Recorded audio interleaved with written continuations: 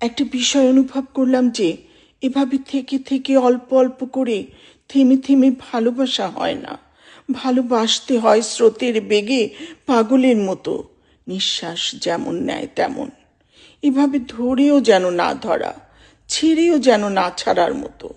ভালোবাসলে খুব শক্ত করে ধরে রাখতে হয়, হারিয়ে যাওয়ার ভয়, বারবার মূর্ছা যেতে হয়। এভাবে থেকেও না থাকার মতো করে ভালোবাসা হয় না। ভালোবাসলে সবটা জুড়েই থাকতে হয়, বুকের আষ্টে পৃষ্ঠে, হৃৎপিণ্ডে, মস্তিষ্কে এবং মনে। যে ভালোবাসা নিঃসঙ্গতায় মনও পাহাড় করে দেয়, সে ভালোবাসা মানুষকে সুখী করে না।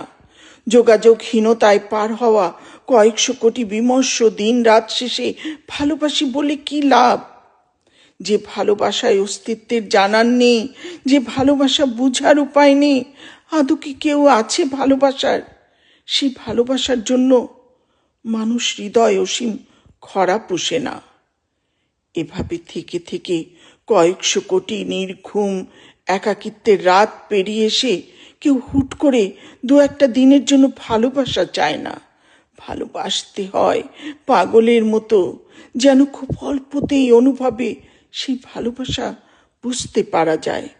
প্রতিদিন নিয়ম করেই ভালোবাসতে হয়, নিয়ম করেই কাছে আসতে হয়, কথা বলতে হয়। অনিয়ম জর্জরিত হতে হতে ভালোবাসা নষ্ট হয়। ভালোবাসা যতদিন নিয়মের মধ্যে বাধ্যবাধকতার হৃদয় সাংবিধানিকভাবে স্বীকৃত থাকে, ঠিক ততদিনই সম্পর্ক মানুষ ভালো থাকে।